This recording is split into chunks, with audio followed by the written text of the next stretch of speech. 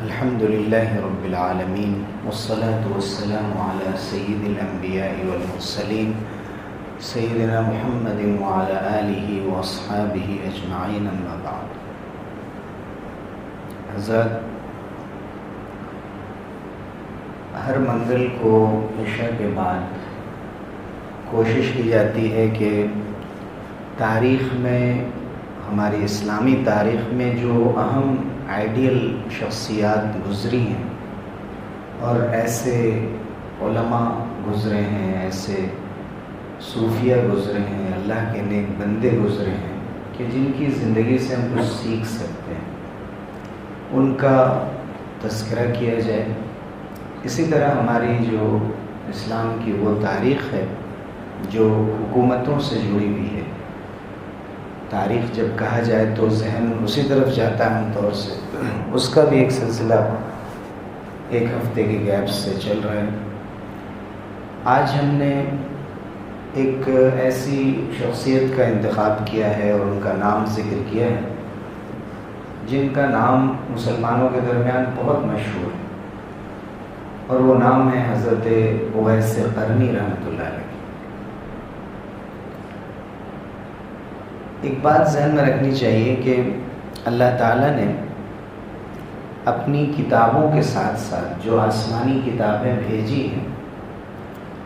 چاہے وہ تورات ہو یا انجیل ہو یا زبور ہو یا قرآن مجید ہو یا حضرت ابراہیم اور موسیٰ کے صحیفے ہوں اور دوسری کتابیں، وہ بھی اللہ نے ہدایت کے لیے بھیجی. اور اس کے ساتھ ساتھ اللہ تعالیٰ نے نبیوں اور رسولوں کو بھی بھیجا تاکہ وہ اللہ کی کتاب کو سمجھا سکیں. تو ہمیشہ دو چیزوں کی ضرورت رہتی ہے، ایک تو لکھی ہوئی کتاب اور دوسرے اس کو سمجھانے اور بتانے والے لوگ. تو انبیاء علیہ السلام کو اللہ نے بھیجا، پھر آخری نبی حضور اکرم صلی اللہ علیہ وسلم کو بھیجا جو سب سے افضل اور سب سے زیادہ لوگوں کے لیے، انسانیت کے لیے اور خلق خدا کے لیے رحمت بن کر دنیا میں آئے، اور آپ نے اپنی تعلیمات کے ذریعے سے قیامت تک کے انسانوں کی ہدایت کا سامان کیا. حضور صلی اللہ علیہ وسلم نے اپنی مجلس میں، اپنی زندگی میں صحابہ کی پوری ٹیم تیار فرمائی جن کی تربیت فرمائی. اس درس کے اندر تقریباً 32-33 صحابہ کا تذکرہ ہو چکا ہے. اس کی ریکارڈنگز بھی موجود ہیں ہمارے یوٹیوب چینل پہ، دیکھنا چاہیے، اسے سننا چاہیے کہ کتنے الگ الگ انداز سے حضور صلی اللہ علیہ وسلم نے صحابہ کو تیار کیا تھا. سب کی الگ الگ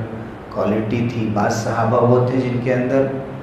تمام تر خوبیاں تھیں، بعض وہ تھے جو کسی ایک چیز میں زیادہ مشہور ہوئے، دوسری چیز میں مشہور نہیں ہوئے، لیکن اس کا یہ مطلب نہیں کہ ان کے اندر وہ دوسری خوبی نہیں تھی. اس کے بعد جن لوگوں نے صحابہ کو دیکھا تھا اسلام کی حالت میں، جن کو تابعین کہتے ہیں، پھر ان کا درجہ، انہوں نے دین کے اسلام کی خدمت کی. تو حضور اکرم صلی اللہ علیہ وسلم نے دونوں طرح کی باتیں ذکر فرمائیں. ایک تو زمانے کے اعتبار سے بھی کہ افضل زمانہ کون سا ہے، اور یہ بھی آپ نے بتایا کہ افضل لوگ کون سے ہیں جو نبی تو نہیں ہیں یا صحابی تو نہیں ہیں، لیکن اس کے علاوہ بہت سے لوگ، جیسے قرآن میں ہی آپ دیکھیے حضرت لقمان کا ذکر آیا ہے. وہ نبی نہیں تھے یا کوئی صحابی نہیں تھے، لیکن ان کے پاس حکمت کی، وزڈم کی ایسی باتیں تھیں کہ جن کو قرآن نے سورہ لقمان میں محفوظ کر دیا.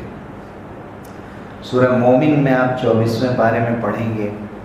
فرعون کے لوگوں اور ان کے خاندان کے بیچ کا ایک شخص ہے جو اپنے ہی لوگوں کو سمجھا رہا ہے کہ حضرت موسیٰ علیہ السلام کو مانو، اور اگر نہیں ماننا ہے تو کم سے کم ان کو پریشان مت کرو، ان کا اپنا کام کرنے دو، جس کو رجل مؤمن من آل فرعون کہا گیا. اس کا تو نام بھی نہیں لیا گیا، لیکن اس شخص کا کام، اس کی سوچ اور لوگوں کو خیر کی طرف بلانے کا ان کا طریقہ اللہ کو اتنا پسند آیا کہ اللہ تعالیٰ نے ان کا تذکرہ قرآن میں قیامت تک کے لیے محفوظ کر دیا. ایسے ہی ہم دیکھتے ہیں کہ بہت سے ایسے تابعین ہیں اور تابعین کے بعد بہت سے لوگ ہیں کہ جن کا تذکرہ حدیث میں اور قرآن مجید میں بعض اشارات سے موجود ہے۔ تابعین کا تذکرہ تو نہیں ہے، دوسری شخصیات کا قرآن مجید میں، لیکن حدیث میں حضور اکرم صلی اللہ علیہ وسلم نے بعض ایسے لوگوں کی طرف اشارہ فرمایا۔ تو حضور نے فرمایا تھا خیر القرون قرنی ثم الذین یلونہم ثم الذین یلونہم، سب سے بہتر جو زمانہ ہے وہ میرا زمانہ ہے، اس کے بعد جو لوگ آئیں گے اس کے بعد جو لوگ آئیں گے، یعنی وہ جو شروع کا زمانہ ہے حضور صلی اللہ علیہ وسلم، آپ کے صحابہ اور تابعین، یہ افضل ترین زمانہ ہے۔ اب یہ بحث علماء کے نزدیک ہوئی ہے کہ جو تابعین تھے جنہوں نے صحابہ سے ملاقات کی تھی ان میں افضل کون تھے، سب سے زیادہ کون تھے؟ تو ان میں سعید ابن مسیب کا نام بھی لیا جاتا ہے، حضرت حسن بصری کا نام لیا جاتا ہے، اور انہی میں حضرت اویس قرنی رحمۃ اللہ علیہ کا نام بھی۔ حضرت اویس قرنی کی عمر تقریباً 63 سال ہوئی تھی اور سن 37 ہجری میں وہ شہید ہوئے تھے حضرت علی رضی اللہ عنہ کے زمانے میں صفین کی جنگ میں۔ حضرت اویس قرنی کا واقعہ اور ان کا معاملہ دوسرے بہت سے لوگوں سے بالکل الگ ہے، یعنی ان کی جہاں بہت سی دوسری فضیلتیں ہیں ان میں ان کا ایک ہی واقعہ اور ایک ہی چیز جو زیادہ اوتھینٹک ہے اس کا تذکرہ میں خاص طور سے کرنا چاہوں گا، جس کا ذکر صحیح بخاری کے بعد جو حدیث کی سب سے اہم کتاب ہے صحیح مسلم، اس کے اندر موجود ہے، یعنی حدیث کی اہم ترین کتاب کے اندر وہ پوری حدیث حضرت اویس قرنی کے بارے میں موجود ہے۔ اس کے علاوہ بہت سی باتیں، دیکھیے جب کوئی شخص بڑا ہوتا ہے، کوئی نام بڑا ہو جاتا ہے تو اس سے بہت سے واقعات مشہور ہو جاتے ہیں۔ اب اس کی اوتھینٹسٹی تلاش کریں، اس کی سند تلاش کریں تو بہت سی مرتبہ ہمیں نہیں ملتی، جیسے بہت سے واقعات امام ابو حنیفہ رحمۃ اللہ علیہ کے نام سے مشہور ہو جاتے ہیں، بہت سے ایسے کوٹس ہوتے ہیں جو سوشل میڈیا پہ بھی چلتے ہیں جس کے بارے میں نہیں معلوم ہوتا ہے کس کا، لوگ کہہ دیتے ہیں حضرت علی رضی اللہ عنہ کا، معلوم نہیں وہ ہے بھی نہیں ہے لیکن لوگ منسوخ کر دیتے ہیں تو اس کا وزن بڑھ جاتا ہے۔ تو شخصیت کا ایک وزن ہوتا ہے، تو ایسے حضرت اویس قرنی کے بارے میں بھی بہت سے واقعات مشہور ہیں، لیکن جب ہم نے تحقیق کی تو بہت سے اس میں ایسی چیزیں مشہور ہیں جو ثابت نہیں ہیں، جیسے یہ کہ حضرت اویس قرنی کو حضور صلی اللہ علیہ وسلم نے خط لکھا تھا، یا حضور صلی اللہ علیہ وسلم نے حضرت عمر یا حضرت علی رضی اللہ عنہ کو ان کے پاس بھیجا تھا، اس طرح کی بات تو نہیں ثابت ہے۔ یا ایک جو بہت مشہور واقعہ ہے کہ انہوں نے اپنے پورے دانت توڑ لیے تھے،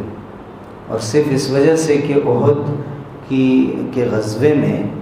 حضور اکرم صلی اللہ علیہ وسلم کے دندان مبارک شہید ہوئے تھے تو ان کو نہیں معلوم تھا کہ آپ کا کون سا دانت شہید ہوا، تو انہوں نے سوچا کہ میں اس دانت کو توڑوں یا اس دانت کو توڑوں، تو انہوں نے پورے دانت اپنے توڑ لیے۔ لیکن آپ سوچئے کہ کیا یہ شریعت میں یہ جائز ہوگا یہ کام کرنا کہ اپنے پورے دانت توڑ لیے جائیں؟ جو صحابہ وہاں احد میں موجود تھے انہوں نے تو دانت نہیں توڑے۔ تو یہ واقعہ بھی بعض لوگوں نے اپنی کتابوں میں نقل کر دیا ہے، لیکن جب اس کی تحقیق کی گئی، اور تحقیق بھی ہم جیسے لوگوں نے نہیں، وہ بھی بڑے بڑے علماء نے کی، جیسے ملا علی قاری رحمۃ اللہ علیہ بہت بڑے محقق گزرے ہیں، انہوں نے پوری کتاب لکھی اس موضوع پہ، تو انہوں نے بتایا کہ یہ ثابت نہیں ہے۔ جو چیز ثابت ہے ان سے وہ واقعہ ہے جس میں حضور اکرم صلی اللہ علیہ وسلم نے ان کے بارے میں یہ فرمایا تھا۔ حضرت عسیر ابن جابر رضی اللہ عنہ کی روایت ہے کہ حضرت عمر ابن خطاب رضی اللہ عنہ کے پاس جب بھی یمن کے لوگوں کے پاس سے امداد آتی، بہت سے لوگ آتے تھے جو دین کے کام کے لیے امداد لے کر آتے، اور بہت سے لوگ آتے کہ ہماری خدمت رضاکارانہ طور پہ قبول کر لیں، حج میں دوسرے موقع سے۔ تو ایسے لوگ جب بھی حضرت عمر کے پاس آتے تو حضرت عمر ان سے پوچھتے تھے افیکم اویس بن عامر، ان کا پورا نام تھا اویس ابن عامر، ان کے والد کا نام عامر تھا۔ تو وہ پتہ نہیں چلتا تھا کہ حضرت اویس کون ہے ان میں، اس بھیڑ میں۔ ایک مرتبہ حضرت عمر رضی اللہ عنہ نے ایک صاحب سے پوچھا کہ آپ اویس ہیں؟ تو انہوں نے کہا کہ جی میں ہی اویس ہوں، من مراد ثم من قرن، میں قبیلہ مراد سے ہوں. مراد ایک قبیلے کا نام تھا اور اس قبیلے کی ایک ذیلی شاخ تھی جس کا نام قرن تھا. تو جو اویس کے والد کا نام حضرت اویس رحمۃ اللہ علیہ کے والد کا نام عامر، اور جس قبیلے کے وہ تھے وہ اصل میں تھا مراد. اس کے نیچے ایک شاخ بنتی تھی اس کی جس کا نام تھا قرن، اسی لیے ان کو قرنی کہتے ہیں. گویا یہ ایک خاندان کی نسبت ہے. تو انہوں نے پوچھا کہ مراد سے آپ کا تعلق ہے، قرن سے آپ کا تعلق ہے؟ انہوں نے کہا جی. پھر انہوں نے ان سے پوچھا کہ فَكَانَ بِكَ بَرْصٌ فَبَرَأْتَ مِنْهُ إِلَّا مَوْضِعَ دِرْهَمٍ، کیا آپ کو سفید داغ تھا؟ یہ سوال حضرت عمر رضی اللہ عنہ نے ان سے کیا کہ آپ کے بدن میں جو سفید داغ ایک بیماری ہوتی ہے تو وہ آپ کے بدن میں تھا کیا؟ اور ٹھیک ہو گیا آپ؟ صرف ایک درہم جو ایک سکہ ہوتا تھا چاندی کا، کہ اس کے برابر صرف تھوڑا سا داغ رہ گیا ہے پیٹ کے پاس، ناف کے پاس، اس کے علاوہ پورا ٹھیک ہو گیا. تو انہوں نے کہا کہ جی ایسا ہے. پھر انہوں نے پوچھا کہ لک والدتن، کیا آپ کی والدہ ہیں؟ تو انہوں نے کہا جی. تب حضرت عمر رضی اللہ عنہ نے یہ سوال عجیب انداز، ایک تو نام پوچھا، ان کا قبیلہ پوچھا، خاندان پوچھا، ان کی جو بیماری تھی اس کے بارے میں پوچھا، ان کی والدہ کے بارے میں پوچھا، پھر سنایا کہ میں یہ کیوں پوچھ رہا ہوں. اس لیے کہ میں نے رسول اللہ صلی اللہ علیہ وسلم کو فرماتے ہوئے سنا کہ یأتی علیکم اویس بن عامر مع امداد اہل الیمن، تمہارے پاس اویس ابن عامر آئیں گے اور یمن کے لوگ جو امداد لے کر اسلام کی خدمت کے لیے آئیں گے اور ایسے فوجی آئیں گے ان میں ہوں گے، وہ مراد سے ہوں گے، پھر ان کا قرن سے تعلق ہوگا اور پھر ان کو برس ہوگا، ٹھیک ہو جائے گا، صرف تھوڑا سا حصہ بدن میں سفید داغ کا رہ گیا ہوگا. اور ان کی ایک لہو والدتن ہوا بہا بر، یہ حضور صلی اللہ علیہ وسلم کی شہادت ہے، ان کے بارے میں گواہی ہے کہ وہ اپنی والدہ کی خدمت میں لگے ہوئے ہوں گے، بڑے نیک ہوں گے. لو اقسم علی اللہ لابرہ، اتنی زیادہ اللہ کی خدمت کرنے، اللہ تعالیٰ کی عبادت کرنے والے اور ہر وقت اپنے کو اطاعت میں لگانے والے، کہ جب بھی کوئی قسم کھا لیتے تو قسم پوری کرتے، اور اگر اللہ کا نام لے کے قسم کھا لیں اور اللہ سے کچھ طلب کر لیں تو اللہ ان کی قسم پوری کر دیتا تھا. تو حضور صلی اللہ علیہ وسلم نے یہ بات حضرت عمر نے ان کو بتائی کہ حضور صلی اللہ علیہ وسلم نے مجھ سے فرمایا کہ فَإِنِ اسْتَطَعْتَ أَن يَسْتَغْفِرَ لَكَ فَافْعَلْ، کہ اگر تم سے ہو سکے تو جب اویس تم سے ملے وہ تمہارے لیے مغفرت کی دعا کر دیں تو ایسا بہت اچھا ہوگا. یعنی ان سے تم درخواست کرنا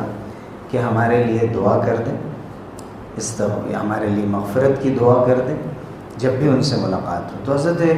عمر رضی اللہ عنہ کا اس حدیث کو ذکر کرنا، اور حدیث بہت معتبر کتاب میں صحیح مسلم کے اندر موجود ہے کہ جس میں حضرت عمر رضی اللہ عنہ کو پوری بات بتا رہے ہیں. ظاہر ہے کہ یہ ایک میریکل ہے، ایک معجزہ ہے کہ حضور صلی اللہ علیہ وسلم کو اللہ کی طرف سے یہ بات بتا دی گئی کہ ایک تمہارا عاشق ہے، ایک بہت چاہنے والا ہے، اور وہ چاہتے تو صحابی بن سکتے تھے جو کہ حضور صلی اللہ علیہ وسلم کے زمانے میں موجود تھے وہ یمن کے اندر، لیکن ان کی والدہ کی خدمت اتنی اہم تھی جس کی وجہ سے وہ ان کو چھوڑ کر نہیں آ سکے، اور کوئی نہیں تھا خدمت کرنے والا، وہ لگے رہتے تھے. والدہ کا جو بچے سے ایک تعلق ہے، اپنے بیٹے سے تعلق ہے، آپ اس میں خدمت گزار رکھ دیں، ان کے لیے ہر طرح کا انتظام کر دیں، ان کو پیسے سے مالا مال کر دیں، لیکن بیٹے کی جو ایک خوشبو ہے، بیٹے کی جو ایک آواز ہے، بیٹے کی جو قربت ہے، وہ جو آنکھوں کی ٹھنڈک ہے، اس کا کوئی بدل نہیں ہو سکتا. تو حضرت اویس قرنی صرف اپنی والدہ کے حکم کی وجہ سے کہ تم مجھے چھوڑ کر مت جاؤ، وہ حضور صلی اللہ علیہ وسلم کے پاس بھی نہیں آ سکے، اور حضور صلی اللہ علیہ وسلم کے پاس نہیں آنے کی وجہ سے اللہ تعالیٰ کی طرف سے حضور صلی اللہ علیہ وسلم کو بتایا گیا کہ وہ کتنا زیادہ تڑپنے والا شخص ہے آپ سے ملنے کے لیے، اسلام کی خدمت کرنے کے لیے، لیکن صرف اپنے والدہ کی خدمت کی وجہ سے وہ نہیں آ پا رہا. تو اس کے ساتھ ساتھ حضرت عمر سے یہ کہنا کہ آپ جب بھی ان سے ملیں، ملاقات ہو تو ان سے دعا کی درخواست کیجیے. تو ظاہر ہے کہ حضرت اویس کا جو یہ مقام بنا وہ ایک تو عبادت کی وجہ سے بنا، لیکن اس کے ساتھ جو انہوں نے والدہ کی تاحیات خدمت کی اس کی وجہ سے ان کا یہ مقام بنا حضرت عمر رضی اللہ عنہ نے ان سے پوچھا کہ آپ کہاں جا رہے ہیں؟ تو انہوں نے کہا کہ اب میں یہاں سے کوفہ جا رہا ہوں، کوفہ جو عراق میں مشہور جگہ ہے۔ تو حضرت عمر نے فرمایا کہ میں ایک خط لکھ دیتا ہوں کوفہ کے گورنر کے پاس کہ آپ کے لیے کوئی وظیفہ جاری کر دیں گے، آپ کے کام آ سکے، چونکہ ہر وقت آپ عبادت میں لگے رہتے ہیں، زندگی گزارنے کے لیے کچھ سامان ہو جائے گا۔ تو انہوں نے کہا اکون فی غبراء الناس احب الیہ، میں عام لوگوں میں رہوں، مجھے یہ زیادہ پسند ہے، میرے لیے کچھ اسپیشل اہتمام مت کیجیے، میں جیسا ہوں بس میرے لیے ٹھیک ہے۔ تو حضرت اویس قرنی رحمۃ اللہ علیہ کے اور بھی بہت سے واقعات مشہور ہیں، جن میں اس قسم کے واقعات زیادہ ہیں کہ وہ ہمیشہ لوگوں کو نصیحت کرتے اور لوگوں کے کام آتے، اور اس کے ساتھ ساتھ عبادت کی اور لوگوں کے کام آنے کی ترغیب دیتے، جس میں ان کی ایک دعا بھی مشہور ہے کہ ہمیشہ یہ دعا کرتے تھے کہ اللہم من مات جوعا فلا تؤاخذنی،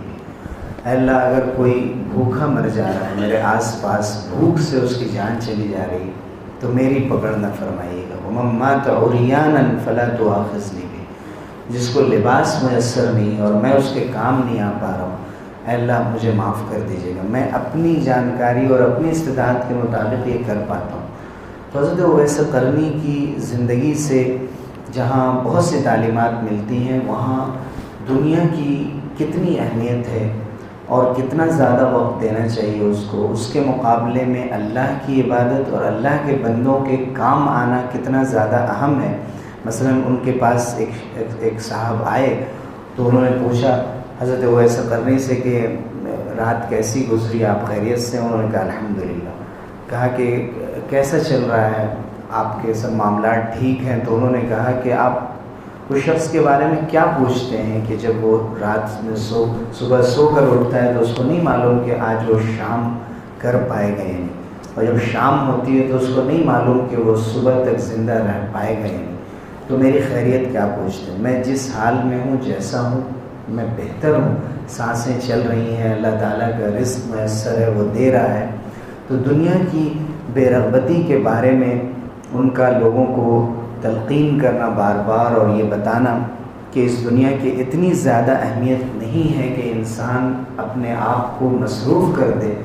اور غافل ہو جائے اللہ سے اور اللہ تعالیٰ کے کاموں سے۔ تو ان کی پوری زندگی سے ہمیں 2 یا 3 اہم تعلیمات ملتی ہیں۔